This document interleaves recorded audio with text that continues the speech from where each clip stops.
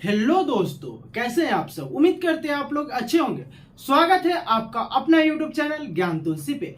तो चलिए आज हम लोग आ गए हैं पॉलिटी का नेक्स्ट वीडियो लेकर के। इससे पहले हम लोगों ने पढ़ लिया था 1773 का रेगुलेटिंग एक्ट से लेकर के 1947 के भारतीय स्वतंत्रता अधिनियम तक पढ़ लिया था। अब हम लोग पढ़ेंगे संविधान निर्माण प्रक्रिया और संविधान सभा का गठन। आज के सारे पॉइंट इंपॉर्टेंट होगा क्योंकि आज हम लोग पढ़ेंगे कि किस प्रकार से संविधान सभा का गठन किया गया था संविधान निर्माण के लिए। चलिए तो बढ़ते हैं आगे, ठीक है। इससे पहले अगर आपने ये आपका पहला वीडियो होगा तो चैनल को ओपन कीजिए, प्लेलिस्ट में जाइए और आपके प्लेलिस्ट में लिखा होगा पॉलिटी फाउंडेशन बैच, उसको ओपन कीजिए और पार्ट 1 से लेकर के अभी तक आप पढ़ सकते हैं। ठीक है मेरे दोस्तों, तो चलते हैं आगे। अगर इससे पीछे आपने नहीं पढ़ा है तो जाकर के प्लेलिस्ट में पॉलिटी फाउंडेशन बैच को ओपन कीजिए और जाकर के सारा वीडियो 1 से लेकर के अब तक का पढ़ लीजिए। ठीक है, आज हम लोग पढ़ेंगे संविधान सभा एवं संविधान निर्माण प्रक्रिया। किस प्रकार से संविधान सभा का गठन संविधान निर्माण के लिए किया गया था वो हम आज हम लोग पढ़ेंगे। 3 जून 1947 ईस्वी को माउंटबेटन योजना के आधार पर भारत विभाजन की घोषणा हुई। 1947 में हमारे भारत के वायसराय लॉर्ड माउंटबेटन थे। तो माउंटबेटन अपने योजना के आधार पर भारत को विभाजन करने की घोषणा किया। ब्रिटिश संसद में भारत विभाजन की घोषणा हुआ। भारत विभाजन की मतलब अब हिंदुस्तान और पाकिस्तान 2 हो जाएंगे। हिंदुस्तान और पाकिस्तान, भारत का 2 भाग हो जाएगा। तो माउंटबेटन योजना के तहत 3 जून 1947 ईस्वी को ब्रिटिश संसद में एक घोषणा हुई कि अब भारत का विभाजन हो जाना चाहिए। इससे पहले इस घोषणा से पहले द्वितीय विश्व युद्ध समाप्ति के पश्चात, मतलब भारत विभाजन घोषणा से पहले और द्वितीय विश्व युद्ध के बाद ब्रिटेन के प्रधानमंत्री क्लेमेंट एटली ने, ब्रिटेन के जो प्रधानमंत्री उस समय थे क्लेमेंट एटली ने अपने मंत्रिमंडल के 3 सदस्यों को भारत भेजा। 3 जून 1947 ईस्वी के माउंटबेटन योजना के घोषणा से पहले और द्वितीय विश्व युद्ध के समाप्ति के बाद उस टाइम ब्रिटेन के प्रधानमंत्री क्लेमेंट एटली थे। तो उन्होंने अपने मंत्रिमंडल से 3 सदस्यों को भारत भेजा। क्यों भेजा वो आगे मैं बताता हूं। चूंकि ये तीनों सदस्य कैबिनेट मंत्री में शामिल थे, इसलिए इस समिति का नाम क्या दे दिया गया, कैबिनेट मिशन।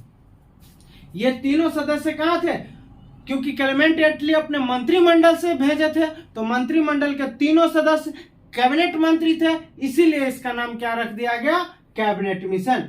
कैबिनेट मिशन योजना के सिफारिश पर भारत के लिए संविधान के निर्माण हेतु संविधान सभा का गठन किया गया।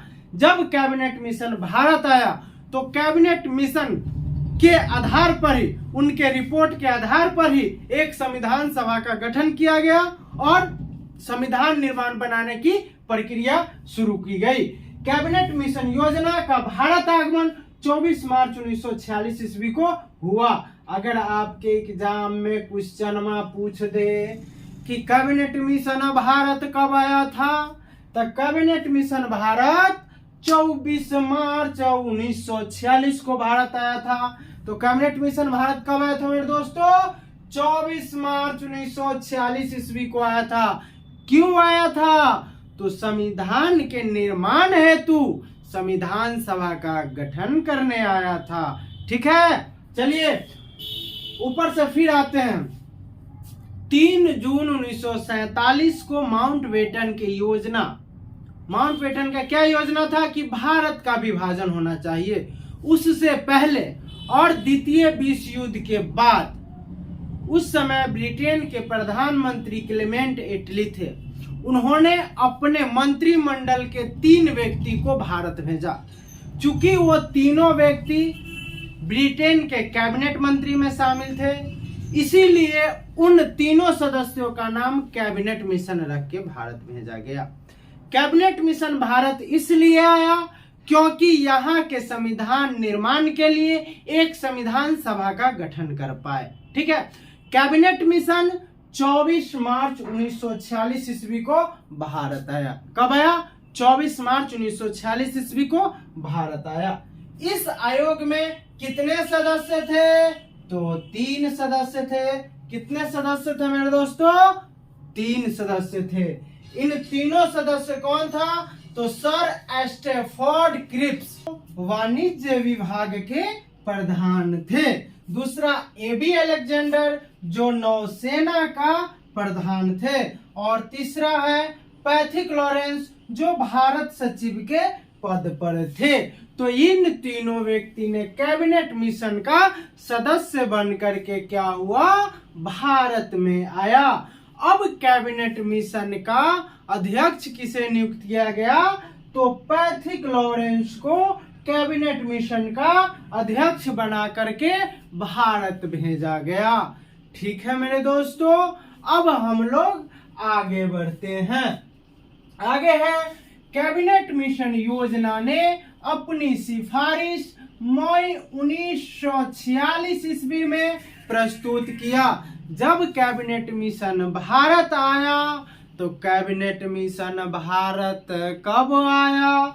तो कैबिनेट मिशन 24 मार्च 1946 ईस्वी को भारत आया। भारत आने के बाद कैबिनेट मिशन मई 1946 ईस्वी में क्या किया? वो अपना रिपोर्ट प्रस्तुत किया। जब रिपोर्ट प्रस्तुत किया तो इस सिफारिश में कैबिनेट मिशन योजना ने यह कहा कि भारत के संविधान निर्माण हेतु संविधान सभा का गठन किया जाएगा। क्या कहा गया? कि इस प्रस्तुति में यह लिखा था कि भारत में एक संविधान का निर्माण हो, जिस संविधान के निर्माण के लिए संविधान सभा का गठन किया जाएगा। ठीक है मेरे दोस्तों, हम बार बार कहते हैं रे बउआ हमरा से जुड़ जाइए।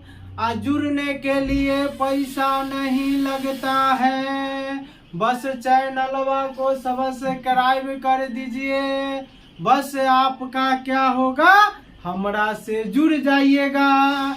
चलिए तो आगे बढ़ते हैं। संविधान सभा में प्रत्येक 10 लाख की आबादी पर एक सदस्य को नियुक्त किया गया, मतलब शामिल किया गया। कहा गया कि संविधान सभा के सदस्यों को प्रत्येक एक सदस्य को 10 लाख की आबादी पे एक सदस्य को शामिल किया जाएगा। कैबिनेट मिशन ने संविधान सभा में कुल 389 सदस्य को निर्धारित किए। कुल 389 सदस्य पूरे अखंड भारत में, पूरे अखंड भारत, पाकिस्तान, अभी के बांग्लादेश, अजे हम सब रही छी हिंदुस्तान। वो क्या था? एक पूरा अखंड भारत था। उन पूरे अखंड भारत में कितने संविधान सभा सदस्यों को निर्धारित किया गया? तो 389 सदस्यों को निर्धारित किया गया, जिसमें से 296 सदस्य ब्रिटिश प्रांत से आने थे और जो 93 सदस्य थे वो देसी रियासत से आने थे। तो ब्रिटिश प्रांत के मतलब ये नहीं समझ लीजिएगा, गेट नहीं खोलिए, लाइट आ जाएगा बोर्ड पे। ठीक है, 296 सदस्य आप समझिएगा कि कहां से आया? तो लंदन से। ना रे बउआ, लंदन से नहीं आया। कहां से आया? तो जो हमारे देश में जो ब्रिटिश वाले हमारे देश के जो भूभाग पर कब्जा किया था उसे क्या कहते थे? ब्रिटिश क्षेत्र घोषित किए थे। तो उसी ब्रिटिश प्रांत से कितने सदस्य थे? तो 296 सदस्य। और 93 सदस्य कौन थे? देसी रियासत से, जहां जहां अंग्रेजों का कब्जा नहीं था वहां से। ठीक है, आजादी के बाद संविधान सभा का पुनर्गठन हुआ और संविधान सभा के सदस्यों की संख्या घटकर 299 हो गया। अब देखिए, आप कहिएगा नहीं सर, आजादी के बाद संविधान सभा के सदस्यों की संख्या घटकर 324 हुआ, आप 299 कैसे कहते हैं? तो अब समझ ले रे बउआ कैसे 324 हुआ और उसके बाद 324 से कैसे 299 पर आ गया। तो जब संविधान सभा का गठन हुआ उस टाइम सदस्यों की संख्या कितनी थी? 389। ठीक है, कितनी थी? 389। जब भारत विभाजन हुआ, भारत विभाजन कब हुआ? तो 3 जून 1947 के माउंटबेटन योजना के आधार पर 14 अगस्त को पाकिस्तान अलग हो गया। हम लोगों ने पाकिस्तान को जन्म दिया, हमारा बेटा कौन हुआ? पाकिस्तान हुआ। ठीक है, तो जब 3 जून मतलब पाकिस्तान अलग हुआ तो भारत विभाजन के बाद संविधान सभा की संख्या घटकर कितना हो गया? 324 हो गया। अब देखो पहले संविधान सभा के सदस्यों की संख्या कितनी थी? तो 389। और जब भारत विभाजन हुआ मतलब भारत से पाकिस्तान अलग हुआ तब संविधान सभा की संख्या कितनी हो गई? 324। अब पाकिस्तान भी अलग हो गया, अब भारत अलग हो गया, तब हम लोग भी आजाद हो गए और चोटवा पाकिस्तानवा भी आजाद हो गया। तब पाकिस्तान 14 अगस्त को अपना आजादी मनाया और हम लोग 15 अगस्त को मनाए। तो जब हम लोग आजाद हो गए उसके बाद संविधान सभा का फिर से पुनर्गठन हुआ। मतलब जब हम लोग आजाद हो गए और पाकिस्तान अलग हो गया तो हम लोग फिर से क्या संविधान सभा का पुनर्गठन हुआ। और जब पुनर्गठन हुआ तब इसकी संख्या घटकर कितनी हो गई? 299। तो समझ में आया कि 299 केना हो गया? समझ में आया रे बउआ? अब सीधे हड़बड़ा के कहेगा सर जी 299 पढ़ा दिल गई, गलती हो गई, गलती हो गई। गलती नहीं हुआ, किस तरीका से आया आप लोग समझ गए। ठीक है, तो क्या कहते हैं, आजादी के बाद संविधान सभा का पुनर्गठन हुआ और संविधान सभा के सदस्यों की संख्या घटकर कितनी आ गई? 299। अब देखिए, अब 299 में से क्या किया ब्रिटिश वालों ने? 229 सदस्य जो थे ब्रिटिश प्रांत से शामिल करने थे और 70 सदस्य को जो नियुक्ति किया था वो देसी रियासत से शामिल होना था। अब 229 इसमें से 70 जोड़ दो तो 299 हो जाएगा। अब संविधान सभा के अंतिम बैठक में मात्र 284 लोग ही भाग लिए थे। संविधान सभा के अंतिम बैठक कब हुआ? 13 नवंबर 1946 को। ठीक है, तो संविधान सभा के अंतिम बैठक में कितने लोग शामिल थे? 284। मतलब इनमें से 15 गो लोग अब्सेंट थे, अनुपस्थित थे। तो 284 सदस्य मौजूद थे। ठीक है, आगे बढ़ते हैं। संविधान सभा के सदस्य आंशिक रूप से निर्वाचित हुए थे तथा आंशिक रूप से क्या हुए थे?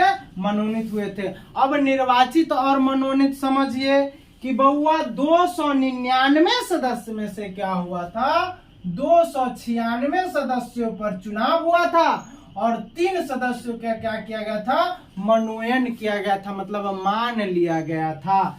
तो 296 सीटों पर जो चुनाव हुआ तो उस चुनाव में किसको कितना वोट प्राप्त हुआ वो हम बताएंगे आपको अगला वीडियो में।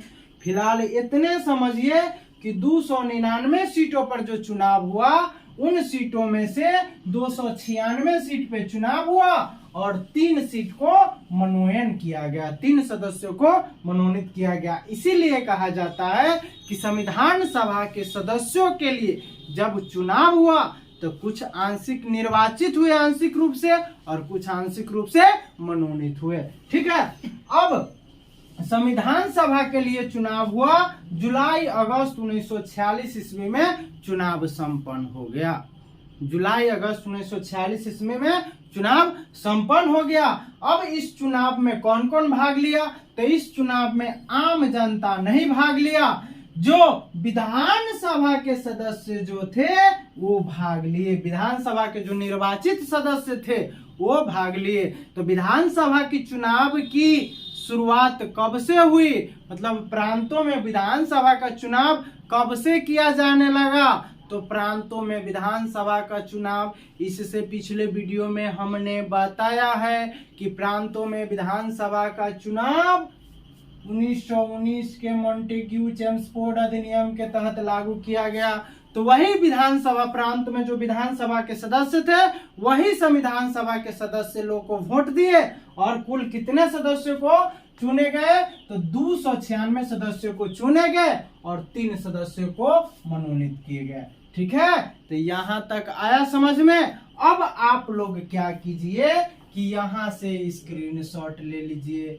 स्क्रीनशॉट लेने के बाद एक कॉपी बना लीजिए, नोटबुक में उतारते रहिए। एक बार न समझ में आया तो दोबारा वीडियो देख लीजिए, अपने समझ में आ जाएगा।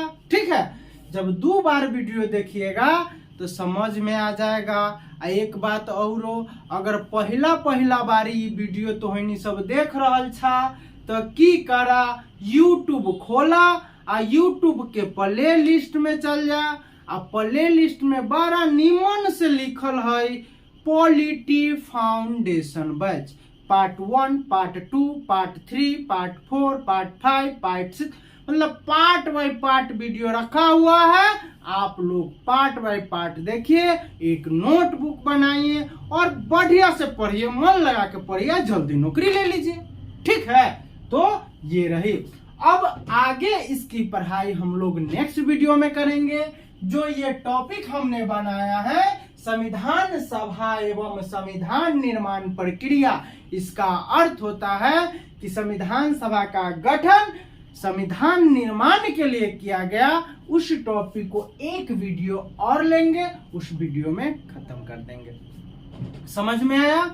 और पार्ट बाय पार्ट आपको पॉलिटी का सारा टॉपिक बाय टॉपिक पढ़ा देंगे। ठीक है, बस हमसे जुड़िए। और इतना कहते हैं, हमरा से जुड़े खातिर हम पैसा नहीं लेते हैं बबुआ, बस एगो चैनल को सब्सक्राइब कर दो, अब वीडियो को लाइक कर देगा, जिससे हमरा लगेगा कि बउआ सब मन लगा के पढ़ रहा है। तो क्या करेंगे, और बढ़िया से पढ़ाएंगे।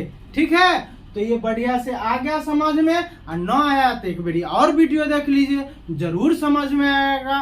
ठीक है, तो मिलते हैं दूसरा वीडियो में, अगला वीडियो में, मतलब नेक्स्ट वीडियो में मिलते हैं। तब तक के लिए बाय बाय। हंसते रहिए, मुस्कुराते रहिए और मन लगा करके पढ़ते रहिए। ठीक।